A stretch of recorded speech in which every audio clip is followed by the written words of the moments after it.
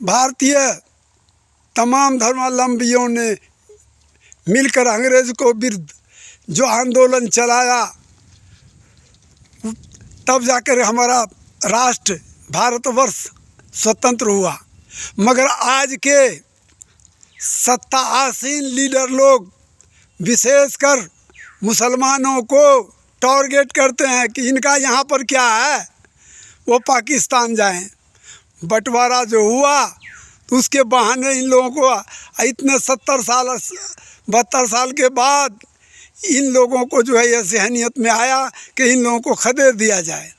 मगर मेरे भाइयों, सभी आदमी ध्यान से, मैं इस चैनल से जो है, यूट्यूब के इस चैनल से जो है, यानी इसराइल खान यूट्यूब चैनल से तमाम भारतीयों को ये के सामने एक महान हस्ती जो कि मौलाना मोहम्मद अली जौहर के नाम से प्रसिद्ध हैं, उन्होंने अपने देश में मौत नहीं हुई उनकी, वो विदेशों में जाके मरे। कहाँ? गोलमेज कॉन्फ्रेंस में, पहली गोलमेज कॉन्फ्रेंस में लंदन में वाइट पार्क में होटल में जाकर के उनका मृत्यु हुई है। मैं उनके ही जीवनी पर थोड़ा प्रकाश डाल देता हूँ ताकि आप लोग इस चीज़ को जो है सभी आदमी समझें कि एक ही आदमी,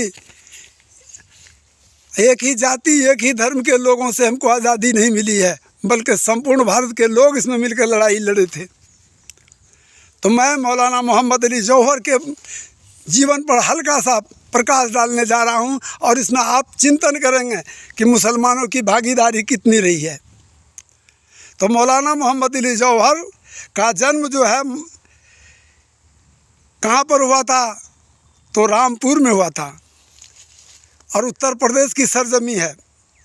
तो मैं इस ढंग से आपको समझाने का कोशिश करूँगा कि जो आपके जहन में, दिमाग में बैठ जाए।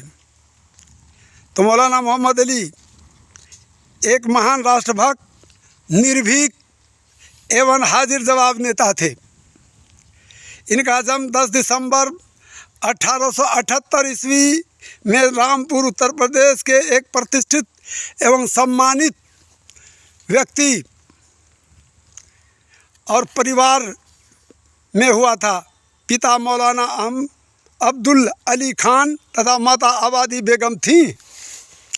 अब चलिए इनके शिक्षा दीक्षा के संपर्क में आइए कि ये इनकी शिक्षा दीक्षा कैसे हुई। जनवरी 1880 में इनके पिता का देहावसान हो गया। इनकी माता ने अपने दोनों पुत्रों को बड़े लाड़ प्यार से पाला पोसा। इनकी प्रारंभिक शिक्षा बरेली उत्तर प्रदेश से शुरू हुई तथा बरेली के पश्चात इन्होंने सर सैयद अहमद खान मुस्लिम विश्वविद्यालय अलीगढ़ उत्तर प्रदेश में 8 वर्ष वहाँ रहकर BA की उपाधि प्राप्त की। इनके बड़े भाई मौलाना शौकत अली ने इन्हें उच्च शिक्षा प्राप्ति हेतु ऑक्सफोर्ड विश्वविद्यालय लंदन ब्रिटेन में प्रविष्ट करवाया।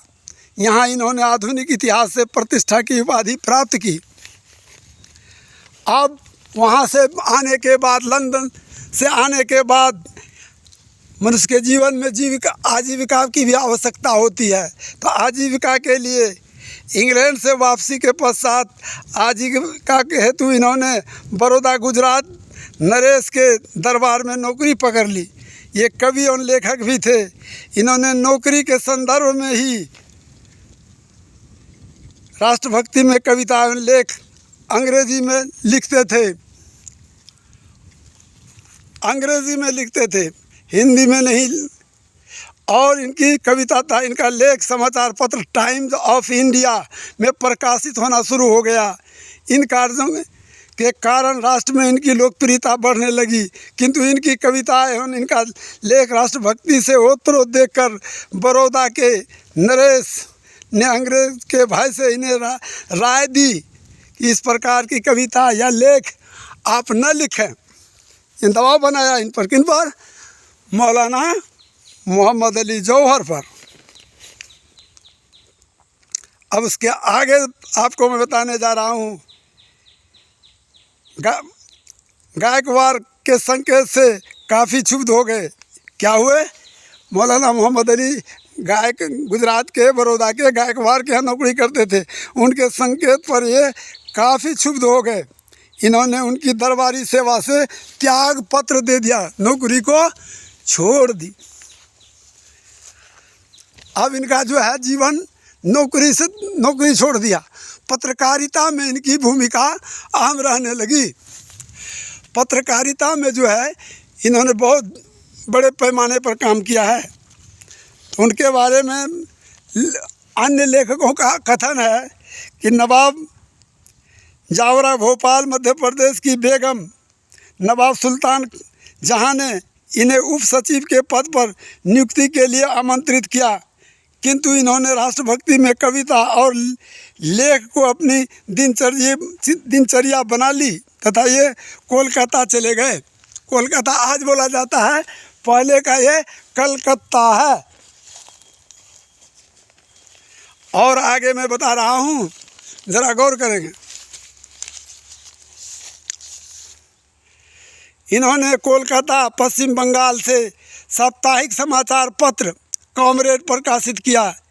इसी संदर्भ में इटली यूरोप ने त्रिपोली एवं खिलाफत उस्मानिया के बिलकानी राज्य पर आक्रमण कर दिया, जिससे भारी युद्ध हुआ। अंग्रेज़ों ने खुलकर इटली की सहायता तो नहीं की, यानी अंग्रेज़ों ने जो है इटली क्या खुल करके जो है सहायता प्रदान नहीं की, बल्कि वो अंदरूनी तौर पर से अप्रत्यक्ष रूप से उसकी सहायता की। इससे जो है भारत के अंदर में जो है एक खलबली हुई मुस्लिम समाज में, क्योंकि वो खिलाफत उस्मानिया जो था तुर्की में, वो पूरे दुनिया के मुसलमानों का रहबरी करता था, रहनुमाई करता था, नेतृत्व करता था। इसलिए करके भारत के मुसलमान भी उससे असंतुष्ट हुए थे अंग्रेज़ों से। खिलाफत उस्मानिया को समाप्त करने पर उतारू था कौन? अंग्रेज़। संपूर्ण संसार के मुसलमान खिलाफत उस्मानिया को अपना रक्षक मानते थे।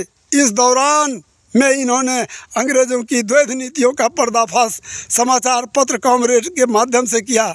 इस संबंध में भी मौलाना अबुल कलाम आज़ाद ने भी साप्ताहिक समाचार पत्र अल हिलाल में अंग्रेज़ों के विरुद्ध अपने संपादकीय आलेख में किया था।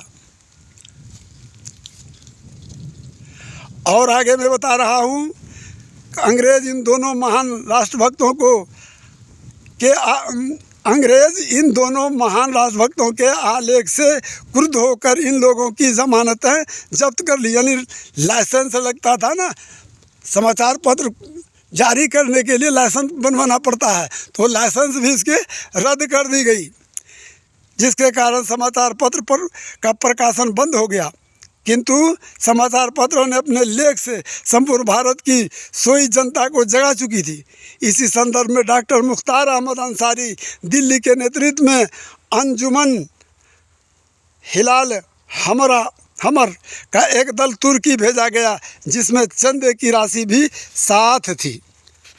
यहाँ भारत से जो है तुर्की वालों को चंदा की राशि भेजी गई थी।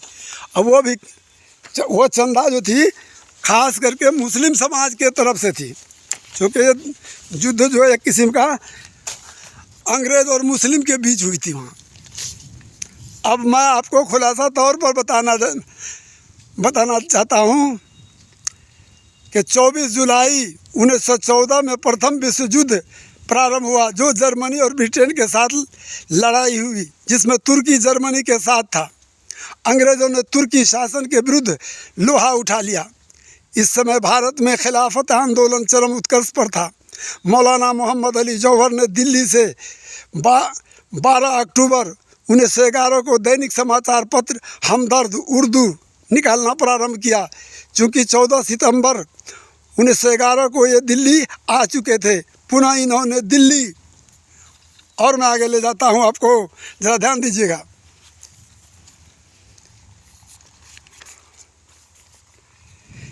पुनः इन्होंने दिल्ली से द्वितीय बार कॉमरेड का प्रकाशन किया। ये दोनों समाचार पत्र खिलाफत आंदोलन तथा भारतीय राष्ट्रीय स्वतंत्रता संग्राम के ध्वजधारी थे। इस संदर्भ में कांग्रेस ने भी खिलाफत आंदोलन का समर्थन किया था। इससे हिंदू मुस्लिम एकता के सूत्र में बंध गए थे। अब लीजिए, इतना बड़ा जब संग्राम पूरे हिंदू मुस्लिम को एक कर दिया तो अंग्रेज चौकन्ना हो गया, तो लीडर को तो खोजेगा ही। तो इन लीडरों में से इनको जो है, इनके नेतृत्व में जो भारत एकत्रित हो गया, संगठित हो गया, तो अंग्रेजी शासन ने खिलाफत आंदोलन को अपने लिए घातक अनुभव किया। इस हेतु उसने राष्ट्रभक्त खिलाफ कमेटी के महान नेता मौलाना मोहम्मद अली जौहर को गिरफ्तार कर छिंदवाड़ा मध्य प्रदेश में नज़रबंद कर दिया। यहाँ इनकी माता आबादी बेगम भी बेटे के साथ रही। कितनी बड़ी माँ बेटे की मोहब्बत थी वहाँ।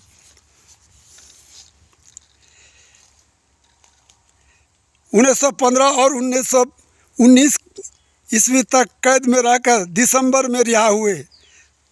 और आपका ये तो रहा पत्रकारिता और संगठन के मामले में। आगे जो है उनका जीवन, अमृतसर जालियांवाला बाग पंजाब गोली कांड के पश्चात कांग्रेस के आह्वान पर विभिन्न राजनीतिक दलों का संयुक्त महाधिवेशन अमृतसर पंजाब में हो रहा था, जिसमें मौलाना मोहम्मद अली जौहर भी सम्मिलित हुए। अली बंधु के लिए कांग्रेस की सभा में यह पहली उपस्थिति थी। इस महाधिवेशन के पश्चात मुसलमानों ने भी कांग्रेस के खेमे में आना शुरू कर दिए। अमृतसर पंजाब के इस महाधिवेशन के पश्चात अली बंधु भारत भ्रमण पर निकल पड़े। ये लोग संपूर्ण भारत का भ्रमण करते हुए अंत में 9 जनवरी 1920 को दिल्ली पहुँचे। यहाँ चांदनी चौक पर इनका भव्य स्वागत हुआ।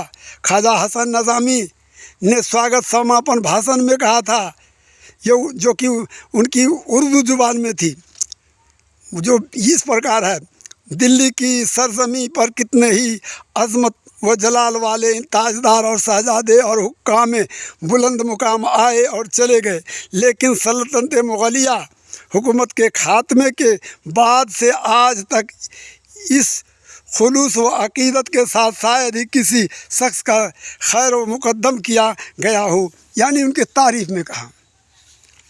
खिलाफत आंदोलन ने राष्ट्र में स्वतंत्रता की तड़प पैदा कर दी। प्रत्येक भारतीय के हृदय में अली बंधु के प्रति प्रेम और श्रद्धा जागृत हो उठी। इस आंदोलन ने अंग्रेजी विद्यालयों, महाविद्यालयों और अंग्रेजी सरकार के संरक्षण में चल रही शिक्षण संस्थाओं का त्याग को अनिवार्य कर दिया। यह था जौहर का असहयोग आंदोलन। मौलाना मोहम्मद अली जौहर ने 29 अक्टूबर 1920 ईस्वी शुक्रवार के दिन MAO महाविद्यालय की मस्जिद में जुमा की नमाज के पश्चात जामिया मिल्लिया इस्लामिया का शिलान्यास और किया। मौलाना महमूदुल हसन मदनी के पवित्र पानी से संपन्न कराया गया। इसके प्रथम अध्यक्ष हकीम अजमल खान तथा प्रथम सचिव हाजी मूसा एवं प्रथम संयुक्त सचिव तसद्दुक अहमद शेरवानी साहब हुए थे। ये इस विश्वविद्यालय के संस्थापक थे। इन्होंने 22 नवंबर 1920 को फाउंडेशन कमेटी की बैठक में विश्वविद्यालय निर्माण प्रस्ताव स्वीकृत कर ली थी। और आगे मैं आपको बताने जा रहा हूँ, ध्यान से जरा रखेंगे। 1924 में मौलाना मोहम्मद अली जौहर भारतीय राष्ट्रीय कांग्रेस पार्टी के राष्ट्रीय अध्यक्ष निर्वाचित हुए। इनकी अध्यक्षता में ही भारतीयों ने मोहनदास करमचंद गांधी को अपना राष्ट्रीय नेता स्वीकार किया। अब यहाँ से आप कहा जा रहे हैं 12 नवंबर 1930 को ये प्रथम गोलमेज सम्मेलन में लंदन ब्रिटेन गए।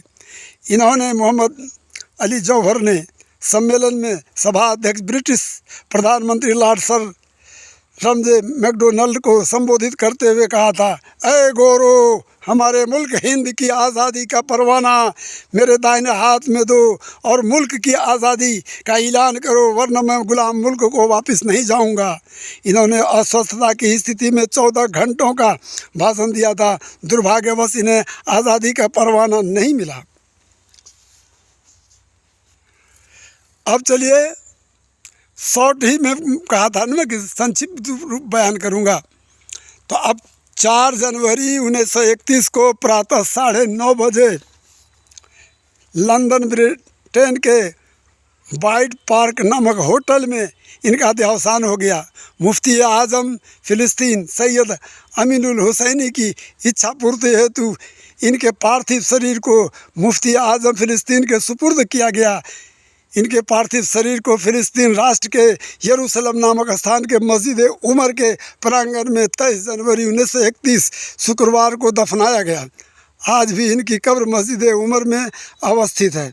इनकी स्वयं रचित कविता इनकी कब्र पर लिखी हुई है, जीते जी तो कुछ न भी दिखलाई बहार, मर के जौहर तुम के जौहर खिले।